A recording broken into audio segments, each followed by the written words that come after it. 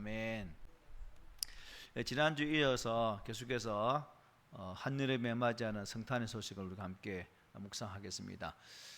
지난주에 이제 읽었거는 14절까지 읽었죠. 큰 기쁨의 좋은 소식까지 읽었지만 또 중복해서 보면서 목자들에게 또 나타나신 목자들이 경배했던 그 장면을 우리가 함께 묵상하며 나갔으면 좋겠습니다. 오늘 본문은 우리 예수님의 신분과 또 그의 본질적인 그 사역이 무엇인지를 잘 보여주는 데 있어 그 의미가 있는 그러한 구절이기도 하죠. 우선 목자들에게 아기 예수의 탄생 소식을 증거하는 이 천사의 말이 나타난 대로 예수는 인류를 죄의 억압에서 구원하실 구주 곧 그리스도 주가 되십니다. 특별히 이제 예수님은 천군천사들의 이 노래에 나타난 대로 장차 십자가 대속을 통해서 인류를 죄에서 구속하여서 하나님께는 영광이 되어지고 또 땅에서는 구속을 받은 자들로 인해서 화목하게 되어지는 평안을 누리는 그러한 것이 나타날 것임을 분명히 말씀해 주셨죠. 예수님의 탄생, 또 우리가 성탄절 때마다 수없이 보았던 내용입니다. 그런데 이제 오늘 본문에서 우리가 주라는 말에 비추어 볼 때 지난주에 잠시 언급했지만 당시에 예수님이 탄생할 당시에 주는 누구가 해당되지요? 로마 황제가 오직 하나밖에 없는 주가 됩니다. 그래서 로마 황제의 탄생이나 그가 왕위에 등극할 때, 그리고 출정한 전쟁에서 승리 소식을 전할 때 우리는 예수님의 탄생, 그것을 복음으로 말하지만 이 당시에는 황제와 관련되어진 모든 소식들이 복음이었습니다. 그런데 오늘 본문은 황제에게만, 그 당시에 주권을 잡고 있던 왕에게만 불려지던 칭호인 주가 아기로 태어나신 예수에게 붙여지고 있다는 거예요. 예수가 주님이시고 예수가 이 땅에 태어나신 것이 곧 복음이다라고 우리에게 말씀을 해주고 있습니다. 참 하나님께서 로마 황제 시대에 황제가 거느리겠던 그 주의 자리, 황제가 가지고 있었던 권력, 명예, 그 모든 것들이 결국은 예수님께 있어야 되지만 우리 예수님은 그런 화려한 자리에 주님으로 오신 것이 아니라 이 땅에 낮고 천한 주님으로 오셨고 가난하고 병들고 소외된 자들의 친구로 이 땅에 오게 됩니다. 그리고 그분은 이 땅에 오셔서 그러한 낮은 자의 삶을 산 것으로 끝나지 않고 낮은 자의 삶을 통해서 진정한 인생의 문제인 죄의 문제와 죽음의 문제를 해결한 그 귀한 일들을 감당하게 되었다는 거죠. 오늘 본문의 주인공은 목자라고 볼 수 있겠죠. 진정한 주인공은 예수님이겠지만 말씀을 통해 풀어가는 대상이 목자이기 때문에. 그런데 여러분, 이 당시에 종교 지도자들 또한 바리새인들, 서기관들, 율법학자들, 이들은 구약의 예언의 말씀에 정통한 자들이었습니다. 그리고 메시아가 이 땅에 올 것을 그들은 이미 알고 있었습니다. 하지만 그들이 기다리고 있었던 메시아는 정치적 억압에서 구원할 메시아였지 영원한 죽음과 죄의 문제를 해결할 메시아는 전혀 기대하지 않고 있었다는 사실이죠. 그런데 오늘 본문은 바로 목자들의 고백과 천사들의 알림과 이런 내용을 통해서 이 예수께서 진정한 우리 인생의 문제를 해결하기 위해 오신 분으로 우리에게 말씀을 해주고 있습니다. 예수님이 태어났을 때, 또 오늘날은 이제 많은 교회들이, 성도들이 성탄절마다 예수님이 오심을 찬양도 하고 또한 연극을 통해서도 오심을 높여드리잖아요. 그런데 우리 예수님이 첫 초림 이 당시에는 세상 사람들에게 전혀 관심이 없는 그러한 자였습니다. 전혀 주목받지 못했던, 주목을 받지 못했기 때문에 초라한 마국간에서 태어나시자면 했고 태어나신 아기는 말구 위에 누이는 그러한 모습을 오늘 본문을 우리에게 말씀해 주고 있죠. 그러나 하늘에서는 여러분 이 초라한 말구유 아기가 누워있는 이 마구간을 어떻게 해요? 별빛이 비춰주는 그야말로 조명을 비추는 것처럼 하늘나라에서는 큰 관심을 가지고 이 역사적인 순간을 지켜보고 있었다는 겁니다. 오늘 우리가 읽은 본문은 주님의 천사가 나타나서 메시아의 탄생을 알려주죠. 오늘 본문 8절 9절을 보면 이렇게 말씀합니다. 그 지역의 목자들이 밤에 밖에서 자기 양떼를 지키더니 주의 사자가 곁에 서고 주의 영광이 그들을 두루 비추매 크게 무서워하는지라고 말씀해요. 자, 주의 사자가 여러분 제일 먼저 메시아의 탄생을 누구에게 알렸다고요? 예, 들에서 양을 치던 목자들이라고 말합니다. 목자, 목동이죠. 당시 유대 사회에 있어서 이 목자는 그야말로 가장 최하층에 속하는 사람들입니다. 물론 자기 양을 돌보는 사람도 있었겠지만 대부분 남의 양을 맡아서 대신 돌봐주고 값을 받는 그러한 사람이 대부분이었어요. 이들은 모든 시간을 어디에서 보낼까요? 들판에서 양과 함께 보내야 하기 때문에 사회의 주류 세력과는 아주 거리가 먼 그야말로 비주류, 관심도 받지 못했던 그런 사람들이었습니다. 그런데 여러분 목자들이 천대받았던 또 하나의 이유가 있습니다. 당시 서기관들이 요구한 율법을 이 목자들은 이룰 수가 없었죠. 안식일 지킬 수가 있습니까? 율법을 온전히 이룰 수 있습니까? 그야말로 율법에 기록되어진 말씀을 전혀 지키지 못할 그러한 처지에 있는 자들이기 때문에 오히려 율법학자들이나 서기관들은 더 이들을 천대했다는 사실이죠. 그래서 가장 최하위층으로서 사람 취급을 받지 못했던 대표적인 가장 밑바닥 계층의 사람들이 목동이라 볼 수 있습니다. 이 사람들이 여러분 얼마나 사회적으로 천대를 받았냐면 법정에서 제가 잠시 언급했죠. 법정에서 증인으로도 채택을 받지 못하는 사람들이 바로 이 목동들이었습니다. 그러니까 전혀 신뢰할 수 없는 사람, 그 당시에는 그렇게 낙인 찍힌 사람들이 목자였다는 거죠. 그렇지만 주님의 사자는 바로 그런 목자들에게 이 세상을 구원할 메시아의 탄생 소식을 가장 먼저 전하시고 그들을 최초의 증인으로 삼으시는 그러한 은혜가 지금 임하게 되는 거죠. 온천을 주름 잡던 이 로마 황제 가이사 아구스토나 유다 헤롯 왕이나 제사장의 성전 제사장들이나 성경을 통달하고 있던 율법학자들 예수님 탄생에 대해서 그들을 목격자로 채택하지 않으시고 소외되고 천대받았던 그리고 증인으로 취급받지 못했던 이 목자들을 하나님께서는 첫 목격자들로 세워주셨다는 겁니다. 왜 그렇게 했을까? 왜 하나님께서는 명망 있고 권세 있고 명예 있고 사회의 모든 것을 누리고 있는 아주 높은 사람들을 택하셔서 그들을 목격자로 삼지 않고 왜 낮고 천한 이들을 택했는가? 왜 그럴까요? 바로 이 소외된 자들이 복음 가장 기쁨의 소식을 간절하게 기다리고 있는 자들이었다는 거예요. 병든 사람이 누굴 찾게 됩니까? 의사를 찾게 되고 약을 찾게 되죠. 포로된 자만이 해방의 소식을 간절히 기다릴 수가 있습니다. 이들이 구원의 기쁜 소식을 가장 필요로 하고 사모하는 사람들이었기 때문에 하나님은 그들을 택하셔서 그들을 첫 목격자로 삼으신 거죠. 그렇다고 여러분 부자들에게 복음이 전해지지 않는 것은 아닙니다. 조금 늦지만 권력자들 또 부자들에게도 복음이 전해지게 되죠. 마태복음에 의하면 동방의 박사들이 어떻게 해요? 신비한 별을 보고 찾아오게 되죠.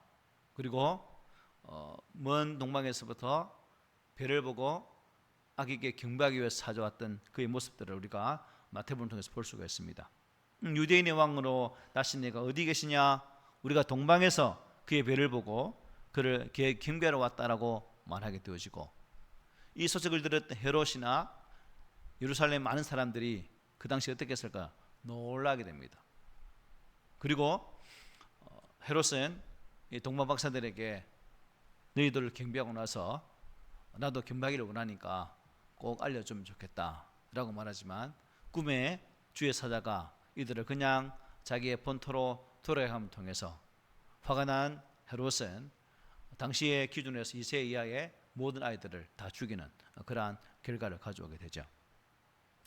복음을 참 비극으로 만들어버리는 것이 이러한 구원받는 자들의 모습이었습니다. 하지만 가난하고 억눌려 있던 이들은 이 복음의 소식을 간절히 기다리고 있었고, 그 복음의 소식 앞에 그들은 마음 다해서 경배하는 모습으로 나아가는 모습을 볼 수가 있는 거죠. 자, 그렇다면 여러분, 주님의 천사가 이 목자들에게 전한 이 메시지에 대한 구체적인 내용은 뭘까요? 목자들에게 무엇을 전했을까요? 뭘 전했죠? 10절 한번 볼까요? 시작. 천사가 이르되 무서워하지 말라. 보라, 내가 온 백성에게 미칠 큰 기쁨의 좋은 소식을 너희에게 전하노라 말합니다. 무슨 소식요? 온 백성에게 미치게 되어지는 소식이라는 것입니다. 여기서 온 백성은 어떤 사람들을 가리킬까요? 이스라엘 백성들만 가리킬까요? 아니겠죠. 말 그대로 이 땅에 사는 모든 백성들에게 해당되어지는 좋은 소식입니다. 여기서 우리는 예수 그리스도가 이스라엘 민족의 울타리를 훌쩍 뛰어넘어서 온 인류를 구원할 메시아로 오셨다는 사실을 다시금 확인하게 되어지는 대목입니다. 이스라엘 사람들은 자신들을 로마의 압제에서 구원할 정치적 메시아를 기대했지만, 하나님 보내신 메시아는 온 인류를 구원하실 그런 분으로 오시게 되었다는 거죠. 온 인류를 구원하시는 하나님의 높은 뜻에 초점을 맞추지 못하면 우리도 아주 배타적이고 그러한 옹졸한 신앙이 될 수밖에 없겠죠. 또 한 가지는 뭡니까? 이어지는 말씀 보면 이렇게 말씀하죠. 오늘 다윗의 동네에 너희를 위하여 구주가 나셨으니 곧 그리스도 주시니라. 큰 기쁨의 소식이 무슨 소식이라는 거예요? 예수님의 탄생이다라고 말씀합니다. 큰 기쁨의 좋은 소식, 이것을 우리가 한자로 뭘 말하죠? 아까 말씀드린 복음이라고 말합니다. 그 내용은 구주가 나셨는데 곧 그리스도 주, 구세주라고 말씀해요. 그 자체가 뭐라는 거예요? 복음이라는 겁니다. 자, 그렇다면 여러분, 예수님의 탄생이 큰 기쁨의 좋은 소식이 되는 이유가 뭘까요? 왜 예수님이 이 땅에 오셨는데 그 오신 것이 큰 기쁨의 좋은 소식일까? 왜 그럴까요? 두 가지로 압축할 수 있겠죠. 첫째는 온 인류에게 죄로부터의 탈출구를 마련해 준다는 사실입니다. 죄로부터 벗어나게 하기 때문에 큰 기쁨의 좋은 소식이라는 것입니다. 인류는 여러분, 유대인, 즉 하나님은 유대인만의 하나님이 아니에요. 온 인류의 하나님이십니다. 그래서 아담 안에서 모든 인생은 죄에 갇혀 있을 수밖에 없고, 그 죄의 테두리 안에서 그 죄를 해결할 수가 없습니다. 그런데 예수님께서 그 죄의 문제를 해결하기 위해서 죄에서 벗어날 수 있는 탈출구를 마련하기 위해서 이 땅에 오셨기 때문에 그것이 곧 큰 기쁨의 좋은 소식인 것을 우리에게 말씀을 해주는 거죠. 그리고 이 죄로부터의 탈출은 우리 인생의 최대 문제인, 여러분의 인생에서 가장 큰 문제가 뭡니까? 이 죽음이라는 문제를 해결할 수 있는 이유가 되는 거예요. 죽음의 문제를 해결하기 때문에 큰 기쁨의 좋은 소식이라고 말씀하고 있거든요. 자, 죄의 결과로 우리 사람에게 뭐가 찾아왔습니까? 사망이 찾아왔습니다. 바로 이 사망은 죄의 결과죠. 그래서 누구나 이 땅의 인생은 다 죽게 되어 있습니다. 육체적으로 죽는 것은 다 정한 이치죠. 그래서 히브리서 기자는 이렇게 말합니다. 한 번 죽는 것은 사람에게 정한 것이요, 그 후에는 심판이 있다라고 말씀했죠. 그래서 죽음은 저도 여러분도 피할 수 없어요. 문제는 뭐냐면 첫째 이 죽음 말고 두 번째 죽음이 문제죠. 두 번째 죽음이. 그래서 계시록에 보면 이렇게 말씀합니다. 우리 한번 읽어볼까요? 시작. 귀 있는 자는 성령이 교회들에게 하시는 말씀을 들을지어다. 이기는 자는 둘째 사망의 해를 받지 아니하리라. 아멘. 둘째 사망은 그냥 죽어 없어지는 사망이 아니죠. 불못에 들어가는 심판을 의미합니다. 그래서 우리는 예수를 통해서 예수 안에서 구원받는 백성이기 때문에 이 영원한 사망의 문제가 해결된 거예요. 영원한 불못에서 죽도록 고생하는 자가 아니라 하나님의 거룩한 나라에 들어가 하나님과 화평을 누리는 그러한 존재가 되었다는 것입니다. 그래서 예수님의 탄생은 모든 인류의 고민이었던 죄 그리고 사망의 문제를 한꺼번에 해결해 주는 그러한 것이었기 때문에 그분의 탄생이 뭐예요? 온 백성에게 미칠 큰 기쁨의 좋은 소식이었다는 겁니다. 문제는 오늘 우리가 예수 믿으면서 오늘 나에게 예수 믿음이 이런 기쁨의 좋은 소식일까? 라는 질문도 해봐야 되겠죠. 예수 믿는 것, 신앙생활을 한다는 것, 이것이 저와 여러분들에게 내 인생에 있어서 가장 큰 좋은 선택이었고 가장 큰 기쁨이다라는 이 고백이 되어져야 된다는 거죠. 그럴 때 비로소 예수님께서 내 삶의 복음이 된다는 사실입니다. 또 우리가 주목할 게 뭐냐면 12절에 이렇게 말씀하고 있죠. 너희가 가서 강보에 쌓여 구유에 누워있는 아기를 보리니 이것이 너희에게 표적이니라 하더니라고 말씀합니다. 주목할 부분이 뭐냐면 그 구주가 어디에 누워있다는 거예요? 구유에 누워있다는 겁니다. 자, 하나님이 보내신 구주가 구유에 누워있다. 영생하시는 하나님이 사람의 몸을 입고 이 세상에 오셨다는 것부터가 놀라운 것인데 그 만왕의 왕이신 우리의 구원주가 낮고 천한 너무나 가치없는 그 장소에서 태어나서 말 구유에 누웠다는 거예요. 구유. 우리 옛날 구유가 뭐라 불러요? 여물통이죠, 그죠? 여물통. 저 소를 키워서 알거든요. 여물통에 첫 우리 집에 소 키울 때 첫 여물통은 나무였어요. 나무로 이렇게 쭉 파서 만든 거였고 나무가 시원찮으니까 이제 그 돌로 된 구유를 이렇게 했는데 그 구유에 여물통에 누워 있다는 겁니다. 지금 막 태어난 아기를 어디 눕혀 둘 데가 없어가지고 여물통 위에 두었다는 겁니다. 이게 첫 예수 그리스도의 첫 오심에 대한 우리 인류의 반응이었습니다. 그 누구도 환영하지 못하였고 그 누구도 그를 뜨겁게 맞이하지 못했다는 겁니다. 참 부모 입장에서는 어땠을까요? 마리아와 요셉 입장에서는 참 여관방이 있어서 여관방에서 애 낳았으면 참 좋으련만 그냥 마구간에서 태어나고 여물통에 누운 아이를 봤을 때 참 마음이 좀 그죠? 부모 입장에서 그랬겠다 그죠? 어쨌든 천사는 이것을 뭐라 말합니까? 표적이다 말해요. 너희에게 표적이다. 무슨 표적입니까? 우리 예수님이 당신 자신 이렇게 말씀하셨죠. 마태복음 20장 28절에 인자가 온 것은 섬김을 받으려 함이 아니라 도리어 섬기려 하고 자기 목숨을 많은 사람의 대속물로 주려 함이라고 말씀하셨어요. 예수님은 가장 낮은 곳에 오심으로 그리스도의 대속의 은혜로부터 제외된 자가 없음을 뜻합니다. 가장 낮아 있기 때문에 가장 밑바탕의 사람들부터 다 구원받게 하신다는 거예요. 만약에 예수님이 여러분 왕의 아들로 태어났다면 가난한 자, 소외된 자들을 돌아볼 수 있었을까요? 없었겠죠. 그런데 가장 낮고 천한 모습을 오셨기 때문에 가장 낮은 데로부터 예수를 맞이하게 된다는 거죠. 그리고 이 표적은 우리가 요한복음에 보면 예수님을 생명의 뭐로 표현해요? 떡이라고 표현하죠. 떡. 그래서 생명의 떡으로 오신 예수님의 존재의 의미를 보여주기도 하는 부분이 이 부분입니다. 그래서 우리는 성찬식을 할 때 그분의 살과 피를 마시죠. 그래서 그분을 기념합니다. 이같이 구유에 누이신 메시아는 온 인류의 구세주로 생명의 양식으로 오셨음을 오늘 본문은 그것을 상징해주는 장면이라 하겠습니다. 이어지는 말씀은 이러한 구세주의 탄생이 어떤 결과를 가져왔는지 설명해요. 예수님의 탄생은 어떤 결과를 가져왔는가.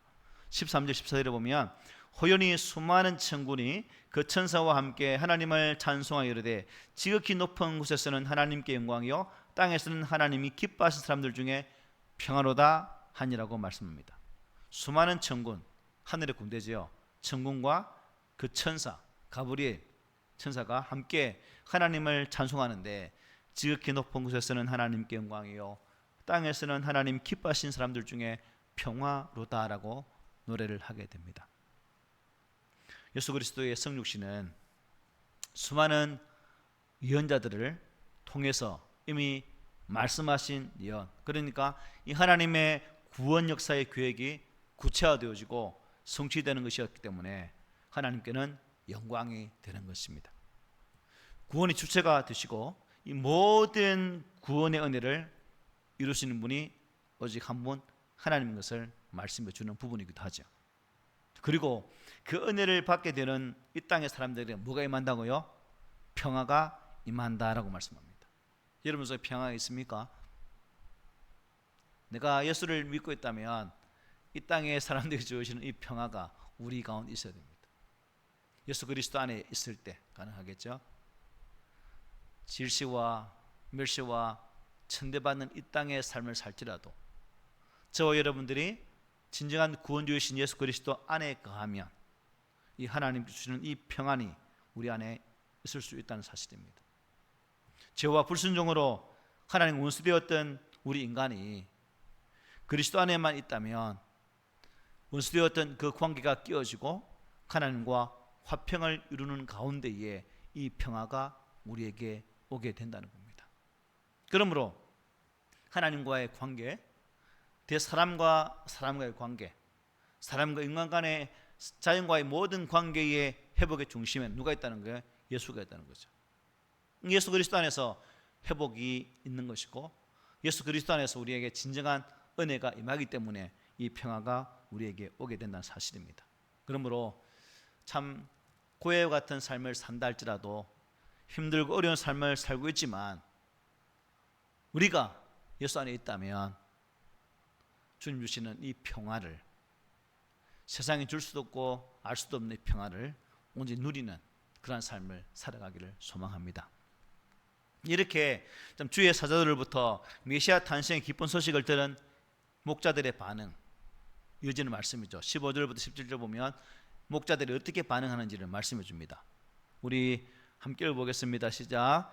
천사들이 떠나 하늘로 올라가니 목자가 서로 말하되 이제 베들레헴으로 가서 주께서 우리에게 알리신 바 이 이루어진 일을 보자 하고 빨리 가서 마리아와 요셉과 구유에 누인 아기를 찾아서 보고 천사가 자기들에게 이 아기에 대하여 말한 것을 전하니. 아멘. 목자들은 주님의 사자가 전했던 그 메시아 탄생 소식을 믿음으로 받아들였어요. 믿음으로. 그래서 아기 예수님이 탄생하신 베들레헴으로 가서 우리에게 이루어진 일을 보자라고 말하죠. 자기들에게 이루어진 그 일을 자신 눈으로 보자라고 말합니다. 목자들은 천사가 전해준 소식을 이미 이루어진 일이라고 말씀합니다. 참 비록 천대받고 하층민으로서 살았던 존재였지만 이 목자들의 믿음을 보십시오. 그리고 이 믿음을 통해서 어떻게 해요? 빨리 가사 독려하면서 양들을 들판에 두고 탄생하신 메시아께 경배를 하러 갑니다. 그리고 베들레헴에 가서 실제로 구유에 누이신 아기 예수님을 두 눈으로 이제 확인하게 되죠. 그리고 천사가 자신들에게 알려준 그 말씀을 누구에게요? 마리아와 요셉에게 그대로 전하게 됩니다. 여러분, 이게 믿음이죠. 하나님의 사자, 천사가 알려준 대로 믿고 반응하며 행했던 이것이 믿음을 가진 자의 모습입니다. 오늘날 우리는 생각이 많죠. 믿음에는 생각이 많으면 온전한 신앙생활을 하지 못할 것 같아요. 이 목자들처럼 단순하고 또한 소박한 생각이 우리의 믿음을 더 온전하게 하는 것 같습니다. 그래서 여러분 믿음의 생활에 있어서는 복잡하게 생각하지 마십시오. 단순하게 말씀 있는 그대로를 믿고 말씀이 우리에게 지시하면 그 말씀을 통해서 온전히 주님께 나갈 수 있는 그러한 자세가 우리 가운데 회복되었으면 좋겠습니다. 자, 이어지는 말씀 이제 끝으로 18, 20절을 보면 이 말씀을 보면서 참 구유에 누워진 아기 예수, 천사가 전해준 그 소식을 듣고 성령 잉태된 그 아들이지만 이 마리아 또 아버지인 요셉은 거기에서 나을 수밖에 없었던 그 상황 속에서 여러분 마음이 어땠을까요? 좀 안타까움도 있었겠지만 또 한편으로는 미리 길을 떠났다면 미리 준비했다면 여기에서 낫지 않아서 될 수 있는 이러한 죄책도 있지 않았을까요? 그런데 18절 20절에 보면 이렇게 말씀하죠. 듣는 자가 다 목자들이 그들에게 말한 것들을 놀랍게 여기되 마리아는 이 모든 말을 마음에 새겨 생각하니라. 목자들은 자기들에게 이르던 바와 같이 듣고 본 그 모든 것으로 인하여 하나님께 영광을 돌리고 찬송하며 돌아가니라고 말씀해요. 한번 생각해 보십시오. 조금 전 말씀드린 것처럼 자신들의 준비하지 못한 그것이 이 두 사람에게 어찌 보면 참 불안한 요소 또한 죄송한 그런 부분이 있겠지만 목자들의 이야기를 전해 듣는 순간 어땠을까요? 그나마 좀 마음이 불안해서부터 조금씩 해방되었을 것이다. 마구간의 구유에 누인 하나님의 계획이 이 아들에게 있다는 것. 그러니까 지금 예수가 탄생하게 되어지고 마구간에 태어나고 말 구유에 누이신 이 모든 과정들이 누구의 계획이었다는 거예요?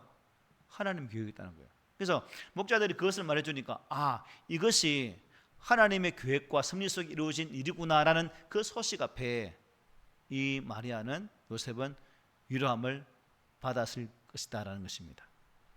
이렇게 목자들의 특히 마리아는 다른 사람들보다 더 놀랐겠죠. 목자들이 전해준 이 말씀을 듣고 성령으로 너는 아기를 가질 것이다라고 말을 들었던 그 순간부터 그리고 목자들이 들려주는 이러한 말을 듣고 마리아는 짐짓 놀랐을 것입니다. 마리아는 이미 가브리엘의 수태고지를 통해서 자기가 낳은 아기가 보통 아이가 아니라는 사실을 이미 알았잖아요. 그런데 목자들을 통해서 자기가 낳은 아기가 이 세상을 구원할 뭐라고요? 그리스도 주가 되신다는 말을 듣게 되었다는 겁니다.